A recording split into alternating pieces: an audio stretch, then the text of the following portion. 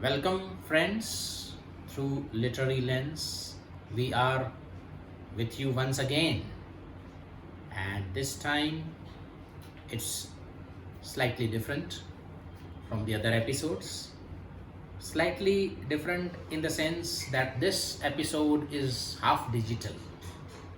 You may be wondering what I mean by this. Today, friends, our own Dr. Vinod Asudani, whom you know as a well known cultural critic, literary communicator, psychologist, philosopher, teacher, poet, and author. He is coming to us with one of his wonderful poems, and the poem is called Half Digital. Am I right, Vinodji? Yes, absolutely. Intriguing title. Indeed, we really would like to listen to the poem and then reflect on it. What exactly is this half digital concept? We have heard of a half girlfriend of Chetan Bhagat. Exactly. But then this half digital, we think we are living in a digital age. But this half digital thing, we are really curious to hear from your own mouth, and then we can talk about it. Thank you very much, Rajesh ji, for selecting this poem of mine entitled Half Digital. And friends, you can find this poem and many other poems in my recently published collection, Penumbra. Penumbra, yeah. I Which think is- we have even discussed about it Exactly. in one So of our this poem episodes. is very much Yeah. there in that collection Yeah. from Rudra publication, and it is also available on Kindle, Amazon. So I am also very curious. I am looking forward to hear your critical comments, Rajesh ji, on this poem. Ji. So let me share this poem with you. Half digital. Mhm. World is half natural, half digital. Mhm. When hands shake hands, half touch, half digital. Communication even with dear and near ones. Communication even with near and dear ones. Half words, half digital. Mhm. Lovely look in lover's eyes. Lovely look in lover's eyes. Half longing, half digital. Mhm. Hugging hearts, half excited, half digital. Mhm.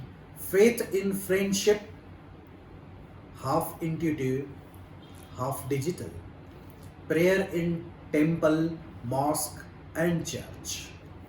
Prayer in temple, mosque, and church, half devotion, half digital. Excitement of love making. Excitement of love making, half passion, half digital. Dip in waters of Ganges. Mhm. Dip in waters of Ganges, half holy, half digital. Yeah. Chirping of birds in the morning.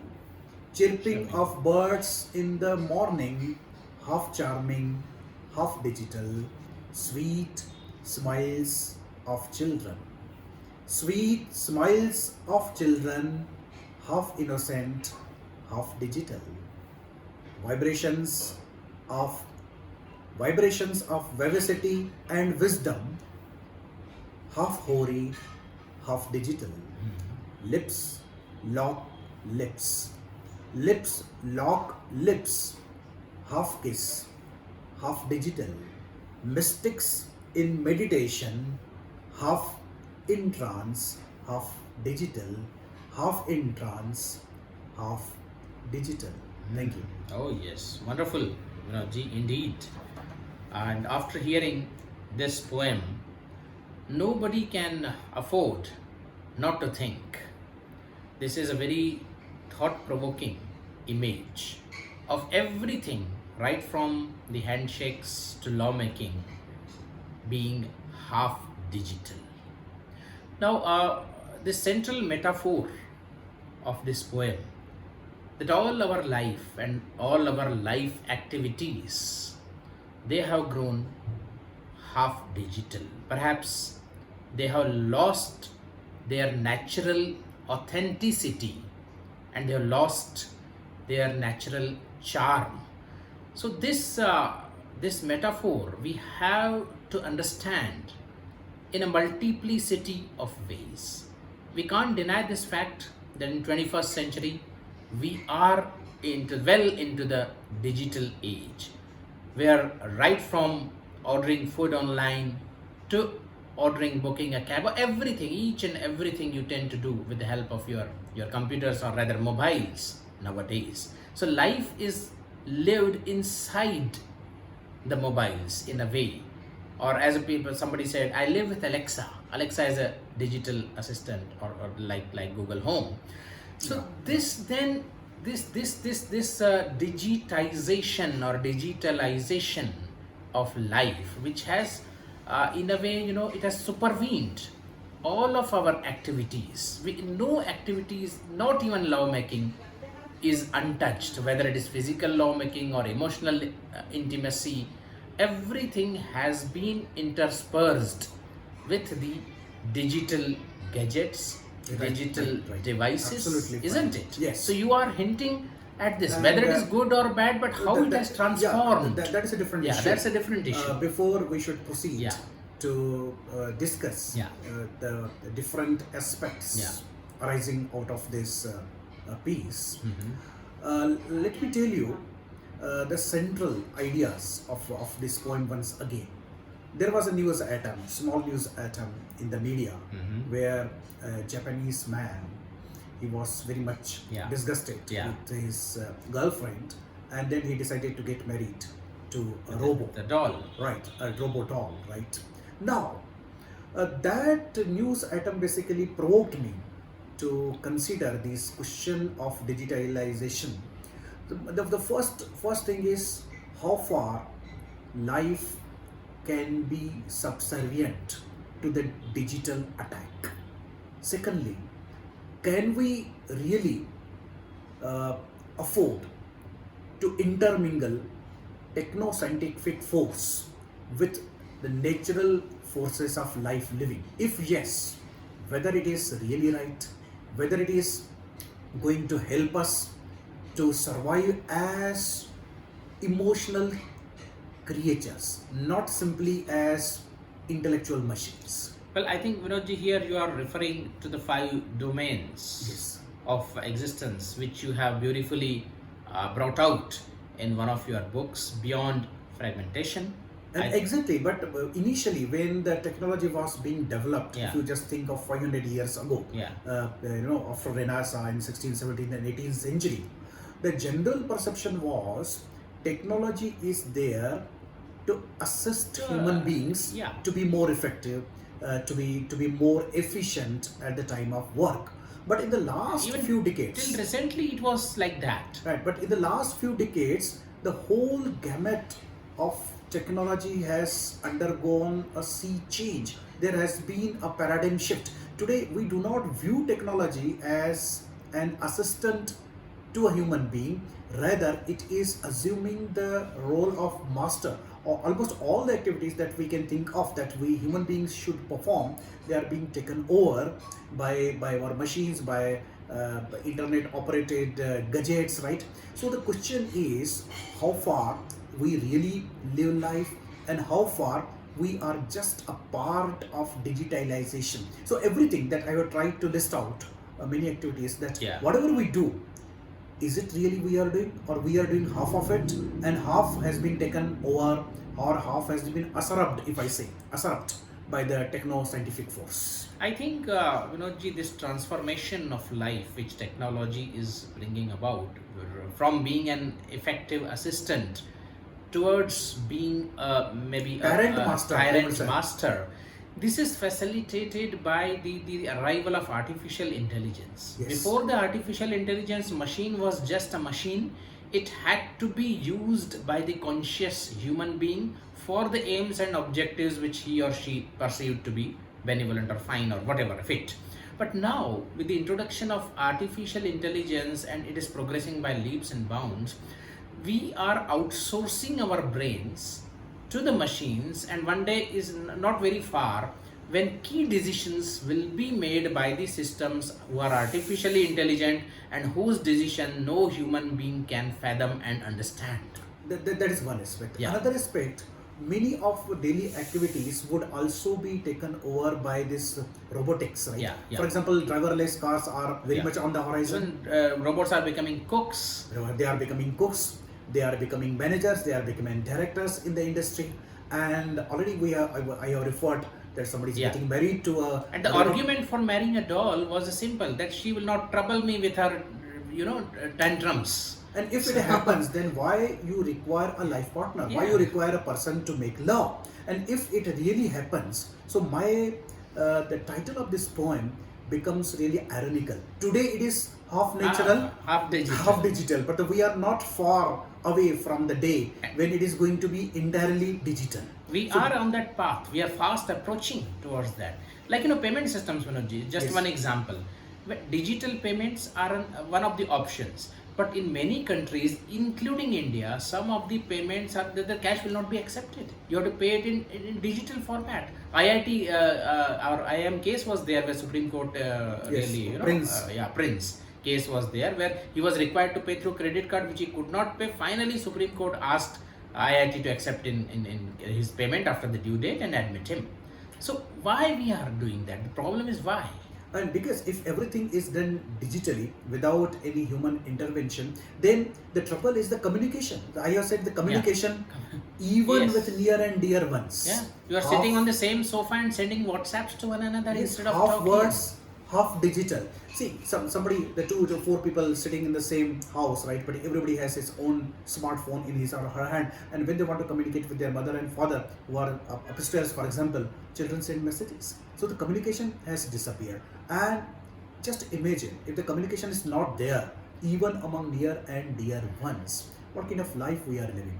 Because the lovers, instead of expressing their emotion face to face, they are more comfortable. Emojis. They are more comfortable sending the emojis, sending the WhatsApp messages, Telegram messages. But then what will happen to our passion? Even anecdotally, Vinodji, I have heard of an instance where a couple was making love and the wife was on WhatsApp. Yes. Yeah, I have heard of such instances. See, there are certain emotions, as we both are psychologists, Rajeshji.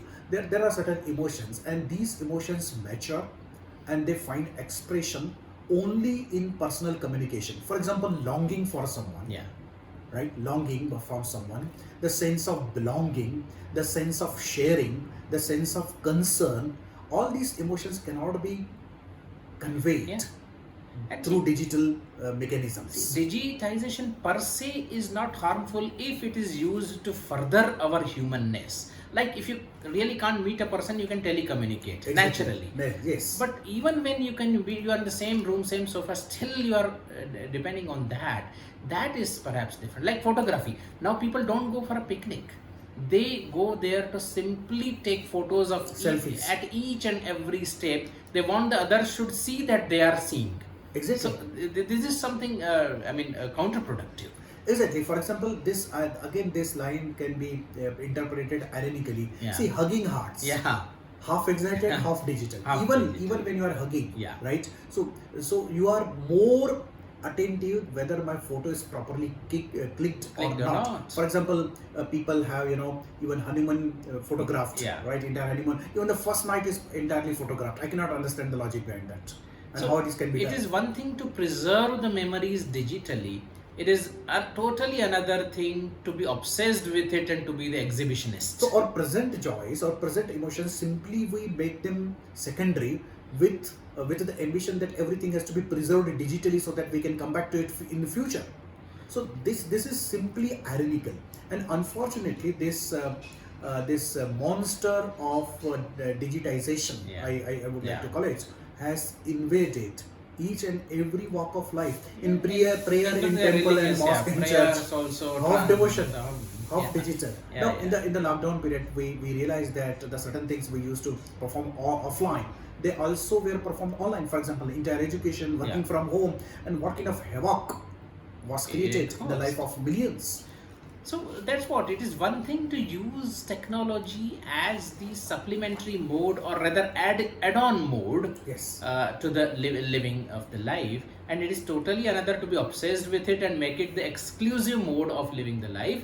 And again, the threat of AI looms large, that many of our psychological and brain activities will be outsourced by it. So, and our essential humanness will be sacrificed. So somewhere that subtle line of difference between the functions that machines should perform and activities that human beings must perform has to be maintained at all the cost. But if this line of differentiation, if it gets obliterated, I think the things are going to be horrible for all of us, because we are biological creatures. After all, we are human beings. We cannot simply be equated with the robotics and the tools of the digitalization. And they are good if they are used to further our humanness. That's what I call it. Like this discussion of ours could not have reached all of you was the technology not there, isn't it? So you would have to come physically, we would have to meet and then discuss the things. But now, anywhere in the world, you can participate in our discussion, you can listen to us, view us. This is okay. But the trouble will arise the moment you make two robots sit together and ask those robots to discuss. Yeah. So they may discuss, because whatever has been programmed in them, they will definitely discuss. But that will be a mechanization, that will be mechanized discussion, robotic discussion, which would be devoid of human concerns, human logic, or rather human passion. So in this way, this specter of half digitalization looms large into metamorphosing into the full digitalization, where there will be no scope for our behavior, biological behavior, psychological behavior. And this is perhaps the threat which you are presenting in your poem. Through different instantiation, the technique of instantiation you have applied, many instances you have collated and brought before us, that how they are. Yes, because in every field it is coming, because I remember, Rajesh, when you and me, we were small children, and at the time of Ganesh festival, we all children would gather in a room and we will sing the prayer. But today, what our children are doing, nobody remembers the prayer. They switch on their mobile phone, and the Ganesh prayer is simply played on the mobile phone. So this is something that we must lament. I think the technology should be assistive. It should be supportively assistive, not substitutively assistive. Yeah, it is substitutes human beings. So that substitutive assistance is no assistance. It is substitution. It should be supportively assistive. So what way out do you see out of this the overwhelming digitalization of life? Well, the way out naturally is to recognize the threat for what it is, and like we did adopt machines, cars and all we adopted, and we are living comfortable, even though the greenhouse and all those things are there. We will do something about it perhaps, but this new technology of AI and other technologies which are threatening to overwhelm humanity or take over humanity, in time we should recognize the threats and regulate their interference in our life to the desired level. As I said, it should be the supportive assistance. If we adopt this phrase in the true sense of the term, it will not progress to the substitutive. Would you like to suggest that at our personal level, we should make a conscious decision to what extent we would allow this new technology to invade our life or not? Yeah, definitely. Like one of the examples I can give. Now, people wish happy birthdays and anniversaries because they know it from the Facebook. You even don't remember the person. Forget about their birthdays and all. Yes. But if they see it on the Facebook, it's other wish to them. So it is better if you make a conscious decision that if the person is really valuable to me, I will remember his or her birthday and anniversaries. Then only I will wish, so that it should be genuine and not just a fake Facebook and if it is possible, one should go to that person personally and wish him, or at least one should ring him up or her, rather than simply sending a message on the social media. It seems very robotic, very automatized when somebody wishes on Facebook by saying you can program a robot and tell them that I have 100 friends and send them a message on their anniversaries and birthdays. As and when their birthday falls and the Facebook it comes, the robot can also. And even the person will not know whether you have sent or your machine has sent. Not at all. So this is something that we can adopt in our personal life. At least we can maintain that human touch, personal touch. Or when you are talking to one another, you can keep your mobile aside for a while. Yes, you can. That is really I think it's a social annoyance. I call it. When you go to somebody's place and visit him, persons even do not care to shut off their television or switch off their mobile, or simply do not put away the mobile for a few minutes. The person has come to their place, simply one eye glued on the mobile, and with another eye they look at you as if you are infringing on their valuable time. This is totally nuisance, annoying. Another example, Vinodji, I would give you. I am a lawyer by training also. Yes. So when in the courts of law, the trials are made, judges insist now on the live evidence. Where is the video? Where is the mobile? As if some movie was being shot. Exactly. At that time. If the crime is being committed, its offense is being committed, how a person is supposed to switch on the video in advance that to I mean, what? A girl will photograph herself being raped consciously, right? So this is really ridiculous. We must come out of this impact of this monster of technology. That's what I would like to say. And of course, even Stephen Hawking has warned us well in advance that after 100 or 200 years, perhaps the time will come when this robotics or the artificial intelligence will take over us, and that is going to be a really sad day in human history. And we are really overdoing it, Vinodji. Personal example of today, when I was coming here to record this video, my son is alone at home and he doesn't have a phone. His mother was over anxious that he doesn't have a phone. You keep your phone back. I said, I will not, because we want minute by minute reporting of our children. Or if something happens, some emergency, nothing will happen. For 3 hours, he can survive without the telephone. That's not a big issue. When we were passing through this lockdown, many people used to complain that now the office has become 24/7. Because you can get a call from the office, you can get a message from your boss at any time. So we are overdoing it. We need to respect the time limits of everything. And I never check the official mail after the working hours. And one should not, because after there are official hours. Unless some emergency is there. Because it is, if it is online, you cannot send the message at 11 o'clock in the evening to your employee and say, oh, go do this. This is really ridiculous and really lunatic. So I would at least congratulate you for you have kept it at half digital. Many people are living full digital lives. Yeah, that is that is a caution. I would like to say through this poem that still we are in the state of half digital. So we have to be cautious. Otherwise, entire life would be digital. So before we conclude this discussion, let me read this poem once again, so that listeners can appreciate now more with your wonderful and wise comments. Half digital. World is half natural, half digital. When hands shake hands, half touch, half digital. Communication even with near and dear ones, half words, half digital. Lovely look in lovers' eyes, half longing, half digital. Hugging hearts, half excited, half digital. Faith in friendship, half intuitive, half digital. Prayer in temple, mosque and church, half devotion, half digital. Excitement of law making, half passion, half digital. Dip in waters of Ganges, half holy, half digital. Chirping of birds in the morning, half charming, half digital. Sweet smiles of children, half innocent, half digital. Vibrations of vivacity and wisdom, half hoary, half digital. Lips lock lips, half kiss, half digital. Mystics in meditation, half in trance, half digital, half digital. Oh, Vinodji, just before concluding, I would like to just mention how we are deeply conditioned by this digitization. You know, I was traveling with one of my friends, and we deboarded at Ahmedabad railway station in the afternoon. As soon as we got on the station, I heard the chirping sound of many sparrows on the station. I asked her instantaneously, is it all they have kept it artificially on the railway station? She said no. all of these are natural sparrows on the station. I was pleasantly surprised. So when we hear some natural sounds, right, we believe that it can be digital as well. Yeah. Because we are so conditioned, conditioned to listen to the Yeah. digital sounds that we are almost become oblivious that there could be wonderful, beautiful sounds Yeah. in the nature. So friends, do think for yourself and do think with your brains, not taking the help of AI, what course of action we should adopt next.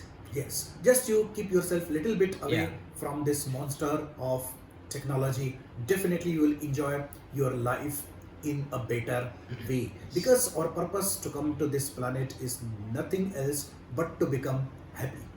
Thank you. Thank you very much. We'll be back again with some other discussion. Take care, be happy, be away from technology for a while.